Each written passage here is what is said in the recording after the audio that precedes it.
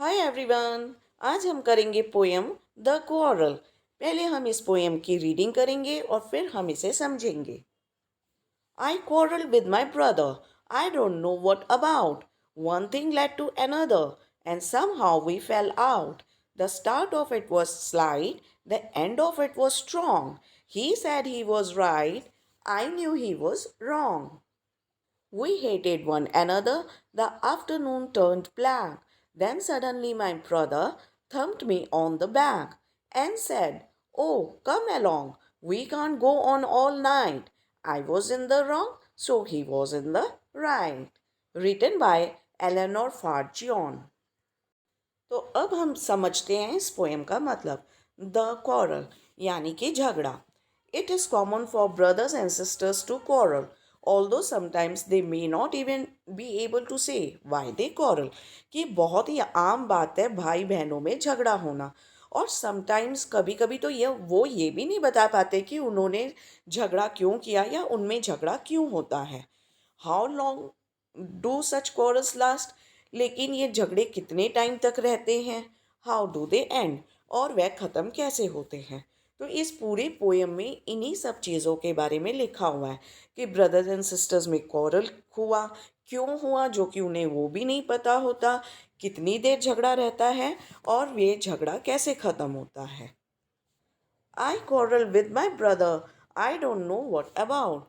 कि मैं अपने ब्रदर से झगड़ पड़ी और मुझे ये भी नहीं पता कि वो झगड़ा किस बारे में था। One thing led to another and somehow we fell out. Fell out का मतलब होता है झगड़ा किया, तर्क किया, बहस किया। तो एक बात दूसरी बात तक पहुंचती गई और किस तरह से झगड़ा हो गया वो पता भी नहीं चला। मतलब छोटी सी बात बड़ी हो गई। The start of it was light. ये छोटी सी बात से झगड़ा शुरू हुआ था। The end of it was strong. पर जब ये ख़त्म हुआ तो बहुत ही ज़्यादा कड़वा रूप ले चुका था। He said he was right, I knew he was wrong. तो पोइटेस का ब्रदर कहता है कि वो सही है और पोइटेस गलत है। पर पोइटेस कहती है कि मुझे पता था कि मैं गलत नहीं हूँ बल्कि वो ही गलत है। तो ये दोनों अलग अलग बातें कर रहे हैं। पोइटेस का भाई सोच रहा है कि वो सही है और पोइटेस सोच रही है कि ये सही है। तो नेचुरली झगड़ा होना ही है और झगड़ा बढ़ना है। We hated one another. कि झगड़े जब हम झगड़ रहे थे हम एक दूसरे को नफरत कर रहे थे। The afternoon turn black. कि पूरी दोपहर काली हो गई यानी कि मायूसी से भर गई। सबके मन खराब हो गए, दोनों के मन झगड़ कर खराब हो गए। Then suddenly my brother thumped me on the back. कि तभी अचानक में मतलब उसके थोड़े टाइम बाद मेरे ब्रदर ने मेरे पीठ को थपथपाया, पैट किया।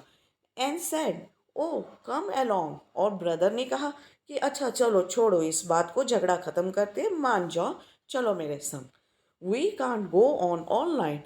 कि इस तरह हम सारी रात झगड़ नहीं सकते हैं, सारा दिन तो खराब हो ही चुका है, अब हमारा शाम रात भी खराब हो जाएगा। I was in the wrong. और उसके ब्रदर और जो पोइटेस के जो ब्रदर होते हैं वो मान भी लेते कि हाँ हाँ मैं ही गलत था, कि चलो अब इस झगड़े को ख़त्म करते हैं। So he was in the right.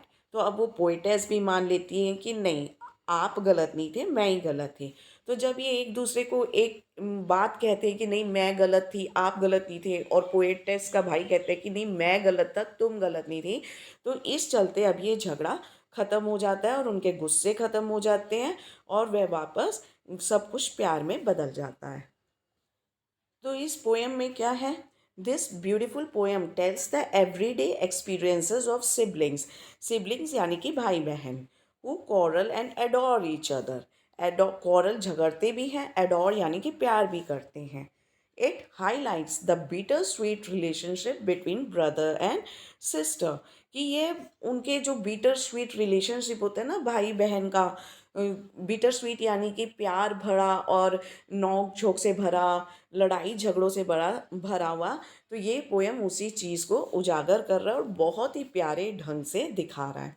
तो यह कविता भाई बहन के खट्टे मीठे रिश्तों को उजागर करती है और यह कविता भाई बहनों के रोज़मर्रा के अनुभवों को दोहराती है जो एक दूसरे से झगड़ते और प्यार करते हैं, भाई बहन झगड़ भी लेते हैं और प्यार भी कर लेते हैं। और ये सब जगह होता है, एक जगह नहीं होता, चाहे वो कहीं भी हो, हम इंडिया में हो या इंडिया के बाहर हो, everywhere it is same, it is the same stories, हर घर की सेम कहानियाँ। Thank you very much everyone.